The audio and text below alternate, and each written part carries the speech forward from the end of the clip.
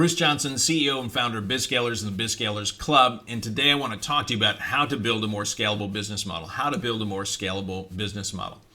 Now, if you watched the last episode, I talked to you about how to go from a slow growth company to a fast growth company. And when I talked to you about that, I talked about the need to be able to look at these 9 key projects that you're going to need to work on to go from slow growth to fast growth. And the first box was you need to design your ultimate business model. And the reason why we start there is because if your business isn't scalable, then you can't scale. If it's not a business model that can grow fast, you're not going to be able to grow fast. So we always start here. And most of the biggest changes you can make in your business are all going to happen right at the business model level. So what we want to do today is we want to take a look at your business model and figure out how do we make it more scalable. Now, if you're not familiar with the phraseology business model, it simply means the way in which you make money. A business model canvas then is a visual representation of your business model, and that's what we're going to play with today. And by the way, if you want to go a little bit deeper on this, make sure you go to scalingclub.com, and you'll find all kinds of help on building a more scalable business model. But today I'm just going to walk you through the business model canvas and some of the changes that you could make if you want to build a more scalable business model. So let's go to the computer, and then you'll be able to see some of those changes. So here we go. Let's watch. All right, welcome back. And this is a business model canvas. And if you want to get a copy of this, you can just go to bizscalers.com/free, bizscalers.com/free, and you can get a copy of this, download it, use it as many times as you want. It's our gift to you. All right. So this is the BizScalers business model canvas. You're going to play with your business model in these 9 different blocks. And in each one, you're going to ask the question, could we make this block more scalable? You're not worried about trying to figure out the ultimate perfect, no one's ever thought of this thing before. You're just trying to take what you're currently doing and figuring out how do I make it more scalable. So I'm going to walk you through these 9 blocks and give you a couple of quick ideas. So first block is customers. So you're going to look at your customers. You're going to say, okay, what can we do to make this more scalable? And most of the people that we work with, they need to work on the Goldilocks method. And what I mean by that is they're either going after too big a group or too small a group. And you need to find the group that's just right.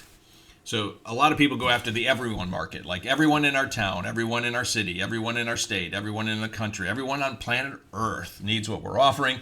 That's a really bad customer group to go after. It's too hard to reach them all. Everyone doesn't have the same problem. It's very expensive. So you got to get out of the everyman markets. On the other hand, there are some people who are going after too small a market, and you just can't produce enough revenue from that group to be able to grow and scale. So you need to figure out how do we niche down to a group of people that is easy to identify, that has a urgent problem they want to solve, but isn't too big because you're going to have too many competitors going after that. So you've got to find what is that right size niche that we can go after, and that will probably allow you to scale faster than if you're kind of going after too big a group of people. The other thing that can easily be adjusted in this box is usually going after a group with a little bit more money. So going upscale in your market often is a smart thing if you want to scale. So start playing with box 1 in your customer group. That will change more than anything else what you're going to be doing in your business model. Then you have to identify a problem that they actually want to solve. The typical problem that we run into in BizScalers with the companies we work with is that the problem they're trying to solve is a nice to solve problem, not a must solve problem. And that's a big deal. Because if it's a nice to solve problem, you usually have a very longer sales cycle. You have to do a lot more convincing versus if you're in something that somebody urgently wants to solve. In the marketing world, we say this is the difference between being in the vitamin business or in the aspirin business. In the vitamin business, if somebody runs out of vitamins, they don't run out the store. They might forget for the next couple weeks to even buy vitamins. But if they have a headache and they're out of aspirin, they immediately go to the store and get buy aspirin. Why? Because they want to solve that problem urgently. So what I would suggest here is you got to go back and say, with this group of people, is there a more urgent problem we can solve, which would shorten our cycle time and make it easier to sell a lot more of these faster? Then in block 3, you're going to look at your solution. What is your solution to the specific problem that this group of people has?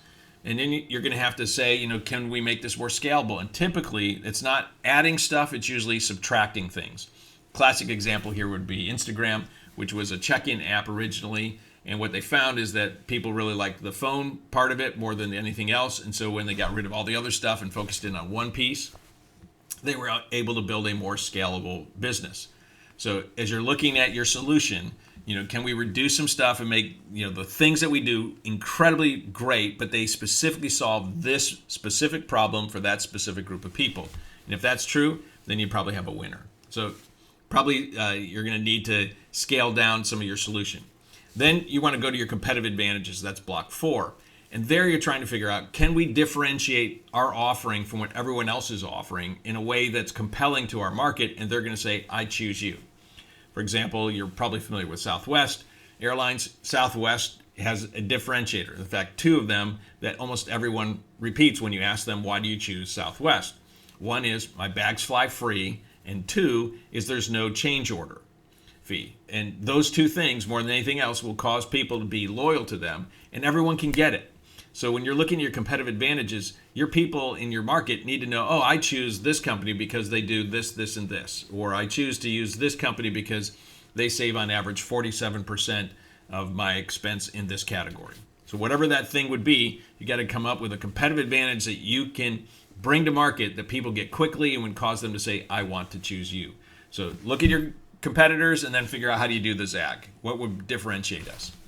Now, once you get the differentiation of your solution to the specific problem for that specific group of people, then you get to move to the 5th block, which is your marketing channels.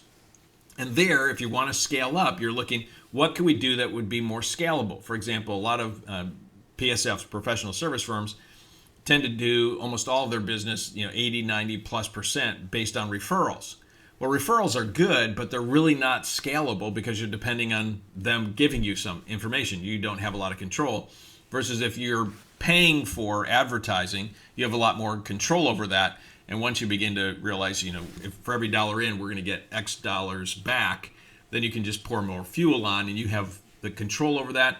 So that's more scalable. So you're going to look on your marketing channels, what can we do that would make our marketing more scalable? What can we do to automate some of this? How can we create some more marketing funnels that would allow us to reach more people on a more consistent basis? That's block number 5. Now, when you go to block 6, down the bottom left corner, you're going to look at your sales process. Typical small businesses, frequently the business owner, the founder, does a lot of the sales. That's not very scalable because if you're selling, you're going to run into the problem in the next one in delivery. But it's really hard for one person to be able to scale up a company. Moving to a sales team makes that more scalable. Or if each salesperson kind of does whatever they want to do and you move to a more systematized methodology of sales, it'll probably work better. If you could automate some pieces of that, it will probably work better. If you can remove some pieces because it would go faster, it would probably be more scalable. So you're just asking in each one of these blocks, what can we do to make this more scalable? Then when you come to the 7th block, which is delivery, you're going to say, how can I make this more scalable?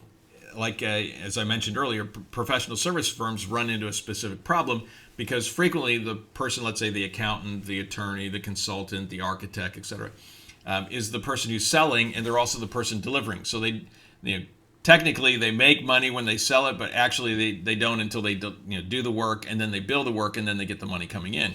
Well, that's not very scalable because if you're selling, then you're not doing work that you can bill. If you're doing work that you can bill, then you're not selling. That's not very scalable. So figuring out how do we change the delivery method. So can we hire some people at a lower price point to do the work? Can we systematize more of this? If right now everything is a customized solution, can we, right now we customize, 50 or 60% per customer. If we could reduce that down to 10%, that would become more scalable. Or maybe we can actually outsource that. That would make it more scalable. So that's box number 7. Then box number 8 is your pricing. And so again, if you're going back and saying, how can we make this more scalable? If right now your pricing is too low, then it's not very scalable. Pricing is a lot more fluid than most people like to think. And so it's elastic. You can probably, increase your prices and not lose a whole lot of customers, and then your margin would increase. That would probably work better. If you have more fixed pricing, that's more scalable than if every job has to be priced out uniquely and needs a high quality person, an expensive person to figure that out. That's not scalable. But if you had fixed pricing, that's a lot more scalable. So you just play with your pricing, play with tiers. Maybe this would make it more scalable. And if you have tiers, for example, then you're going to probably get more margin because you're going to get more money per person. Then you could probably have more money to fuel your growth. And then the last box, and the one might be covered when you're looking at this if you're watching my video by my face. The profit model, again, is just revenue minus COGS equals gross profit minus expenses equals your net profit. Very simple business model. You just have to be able to model this out and say, based on this pricing, we think we can attract this many customers. So there's kind of our revenue. We think this will be the cost basis for those revenue dollars, so we get our gross profit. Then you're going to play with your cost structure, because if you can reduce your cost structure so that each individual customer that comes in is actually costing less and less, then you have a really scalable business model, because then you have more fuel, right? Because when profit increases, then you can spend more money. Especially if you figured out a process where we know for every dollar in, we get $3 back or $5 back. Then you have more profit, then you can fuel more growth. It means you can grow even faster. So if you want to build a more scalable business model, it's going to happen probably on this one canvas. I can't overestimate it. You're going to play with this, tweak it, maybe make changes to 2 or 3 different areas. But every time you can make a tweak to this page and improve it, you have a better chance for being able to grow and scale your company. So play with this, have fun with it. If you want to go deeper, make sure you go to scalingclub.com, and learn a little bit more about the BizScalers Club. We go into a lot of detail about how you can build a better business model and give you lots of examples of that. So check that out. If you enjoyed this, hopefully you did, make sure you pass this along to some other business owners and entrepreneurs so they might be able to benefit just as you have. Make sure that if you haven't subscribed yet to our YouTube channel and you're watching this on YouTube, you hit the subscribe button, or if you're listening to this by podcast, listen to the subscribe button there as well. And then make sure you come back and listen week in and week out, because our commitment to you is to continually offer to you information that is tangible, practical, relevant, that will help you be able to grow and scale a great business. So until next week, to your accelerated success, Bruce out.